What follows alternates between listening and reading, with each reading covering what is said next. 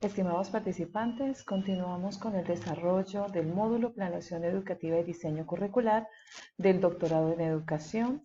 En esta segunda semana trabajaremos los momentos de la planificación. Soy la doctora Paula Andrea Mora Pedreros y es un gusto poder atender su proceso formativo. Entre las metas que tenemos planteadas para este desarrollo, pues están identificadas básicamente en tres referentes importantes. Uno, el conocimiento, sobre todo los procesos de implementación de los diseños curriculares y los elementos teórico-conceptuales y metodológicos que arroja esta iniciativa. Dos, identificar los elementos teórico-conceptuales y metodológicos que permitan un adecuado proceso de implementación. Y tres, por supuesto, la creatividad. Es donde el ejercicio vamos a comenzar ya una fase del aprendizaje basado en problemas de trabajo interactivo con ustedes, además de lo sucedido en la semana número 1. Por lo tanto, esa capacidad de innovación, esa capacidad para ser recursivos va a ser muy notoria en el desarrollo de esta semana. ¿Qué vamos a desarrollar en el ejercicio? Pues vamos a trabajar los momentos de la planificación, vamos a trabajar una planificación como estructura metódica, las fases o momentos para la operacionalización y por supuesto la planeación educativa y las alternativas desde el diseño curricular. La primera de las actividades será por supuesto el trabajo en el foro. En el foro se pide que ustedes desarrollen 4 preguntas. La primera, ¿en qué lugar se genera la necesidad? Recuerden que en la semana número 1 ustedes ya conceptualizaron sobre un cuadro de necesidades y definieron una situación problemática. Vamos a darle más espacio a esa necesidad, vamos a darle un campo mucho más amplio.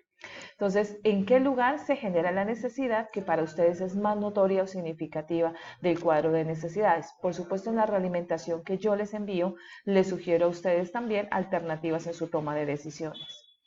¿Quiénes son los habitantes que están cercando esa necesidad? ¿Quién es el tipo de población que está vinculada a esa necesidad? ¿Cuál es el contexto educativo? Ustedes ya definieron algunos referentes de las necesidades educativas de manera específica. Bien, ¿cuál es ese contexto? ¿Qué mayor detalle pueden dar al respecto de ese contexto? Y finalmente, quedar explícito cuál es el problema que usted quiere resolver desde el proceso de la planificación y el diseño curricular. Recuerden siempre que los foros están dispuestos a la interacción que ustedes requieren y a la buena lectura de sus compañeros. Posteriormente tenemos la segunda actividad, que es la tarea. En esta tarea vamos a trabajar la fase 2 del aprendizaje basado en problemas, el análisis. Cada participante va a trabajar de acuerdo al material que se ha ubicado en su carpeta, en el Drive, un Canvas, que va a trabajar la primera fase. Les ruego sean muy hábiles en poder detectar que el Canvas no lo vamos a trabajar completo, se va a trabajar simplemente la primera parte, todas las pestañas que están en color verde, los POSIT que están en color verde. Este Canvas nos tiene el propósito de evidenciar los elementos del contexto educativo, o sea, ligado a las preguntas del foro, el Canvas va a resumir esas preguntas. Cuando definimos ese problema y esas necesidades, es importante hacer esa fase de análisis y exploración. Entonces vamos a buscar las normas o políticas educativas o estándares curriculares que tenga el país que nos apoyen el diseño curricular. Vamos a definir un propósito o un objetivo de formación. Por supuesto, el propósito estará directamente relacionado con la situación problemática a resolver. Como ya trabajamos contexto con las preguntas en el foro, pues lo vamos a definir en el Canvas. ¿Cuál es el contexto de influencia que tendrá esta solución curricular que tendremos nosotros como planteamiento en el desarrollo del módulo? Y también, como en las preguntas definimos las características de la población, pues aquí ubicaremos esas características. Así que el Canvas se permite presentarse como el resumen de eso que se exploró en el foro. En segundo elemento, pues haremos una descripción más detallada del problema, justificando cada una de las dimensiones de la planeación educativa. Recuerden que en el proceso de esta semana están las dimensiones definidas. Bien, ¿cómo justificamos desde cada dimensión? Por supuesto, la descripción del problema. Así que tendremos 2 elementos para la tarea. Comencemos brevemente sobre cómo se desarrolla esta semana número 2. Es importante tener en cuenta que la planeación es un ejercicio de intervención social. Es una intervención que permite una acción programada, que está delimitada por unos marcos legales y teóricos, no puede estar ausente o desconectada de ellos, que permite que trabajemos con unos perfiles que están delimitados en procesos cognitivos, en procesos de psicología del desarrollo, y con eso nosotros logramos, a través de esa planeación, generar cambio social. La planeación educativa permite de manera mucho más efectiva que nosotros hagamos un modelo más programático de la intervención y la orientación educativa. Por eso hacemos lo que hemos ido desarrollando entre semana 1 y semana 2. Detectamos las necesidades, comenzamos a crear los objetivos, esos propósitos de formación, creamos la planificación de las actividades, realizamos esas actividades y medimos, analizamos el contexto. Si se fijan, dentro de todo este ejercicio, la evaluación siempre va a ser un recurrente. Yo debo tener en cuenta que entre las fases y momentos para operacionalizar la planificación, el diagnóstico, que es la primera a partir de la detección de las necesidades, es fundamental.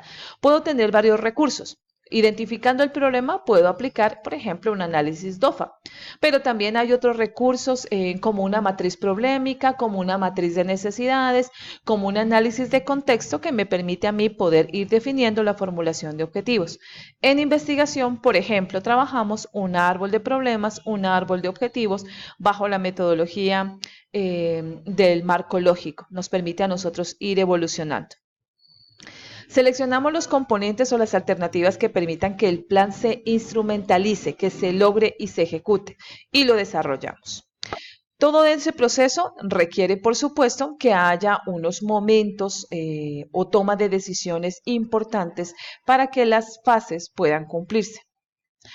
Aquí les presento un poco las definiciones más concretas al respecto de lo que es la planeación educativa, que definitivamente en la metodología del diseño curricular en educación superior, que es mucho de los contextos que están ustedes vinculados, me permite darme cuenta cómo logro racionalizar las alternativas a futuro. Es definitivo que en toda planeación el ejercicio es prospectivo y en educación superior, además de ser prospectivo, es relacional, porque me permite a mí darme cuenta cómo formo para la creación de profesionales aptos en el quehacer. Recuerden que es uno de los cuestionamientos más fuertes que hemos tenido en temas de educación, cómo la universidad se vincula de manera adecuada y cómo sus egresados logran una interacción adecuada y pertinente con los contextos sociales. Aquí tenemos las dimensiones de la planeación educativa, que son las necesarias también para el desarrollo de una de sus tareas. Tenemos una dimensión social que permite que nosotros pensemos la forma en que los grupos humanos pueden generar o soportar el carácter social. Pueden lograr que los propósitos individuales se vinculen a los propósitos sociales. Tenemos una dimensión técnica, es decir, toda planeación requiere el empleo de conocimientos organizados y sistémicos. Y tenemos una dimensión política, cómo me vinculo con el futuro, cómo anclo los elementos políticos que están delimitados y puedo lograr un cambio. Y culturalmente, pues cómo logro un contexto en un marco de referencia que valide un sujeto de identidad, que logre una interacción humana. Por eso también otra de las dimensiones es la prospectiva, es decir, la planeación educativa permite que yo visione el futuro y con esa visión pues pueda darle sentido a cada una de sus interrelaciones.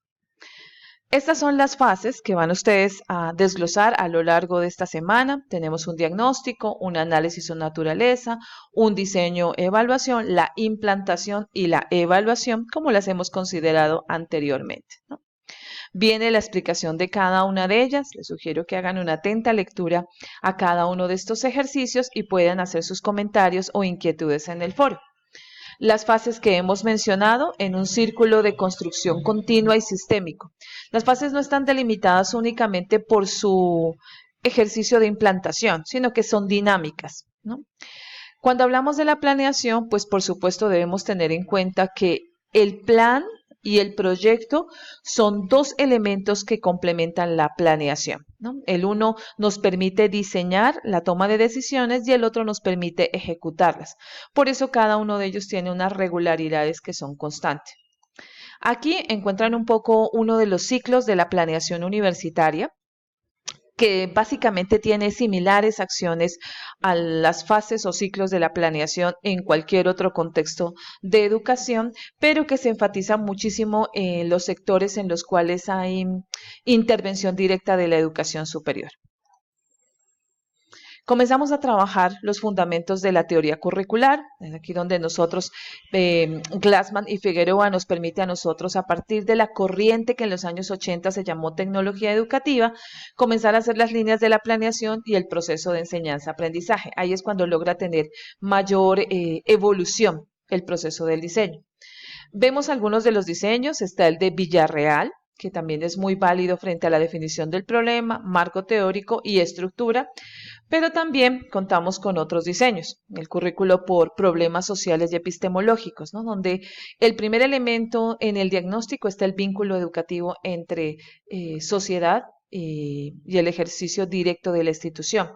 Tenemos la consideración en este diseño de un nivel psicológico, entonces contempla teorías del aprendizaje, desarrollo cognitivo, construcción del conocimiento, porque en el problema social y epistemológico es fundamental que haya teorías psicológicas que den base a este tipo de constructos.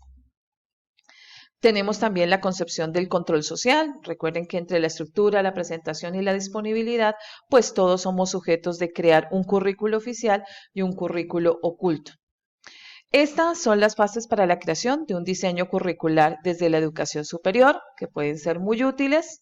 También del diseño basado en competencias que ustedes los tienen en sus lecturas.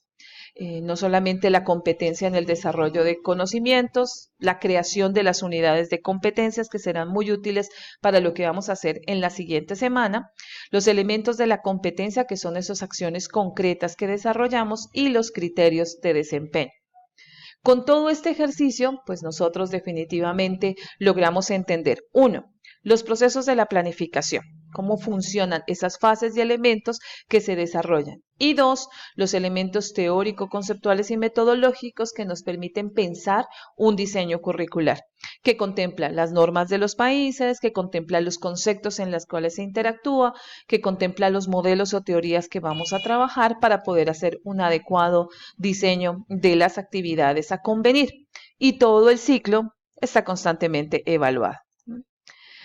Nuestra próxima semana, es decir, la semana número 3, se va a enfatizar en el proceso formativo de enseñar y aprender.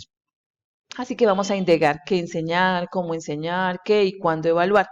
Todo esto porque vamos a ir delimitando esas actividades que van a ser fundamentales en nuestro diseño, en el marco del problema que vamos a solucionar y que vamos a presentar, ¿no? Vamos a mirar muchísimo también el modelo de Rath y Tyler, el modelo de Hilda Traba, que van a ser parte de los elementos, pero también otros modelos que ustedes puedan ir considerando dialógicamente en esta construcción. Les agradezco la interacción desde este escenario. Están cordialmente invitados a exponer cualquier de sus inquietudes. Trato de ser lo más efectiva en las contestaciones y he enviado a varios audios para que pueda hacerse mucho más cercano el proceso de interacción. Recuerden que también pueden contactarme a través de mi WhatsApp en mi celular 315-5603-789. Voy a ponerlo a su disposición para poder interactuar de manera mucho más prioritaria porque mi mayor énfasis es su proceso formativo. Muchísimas gracias y les deseo una excelente semana.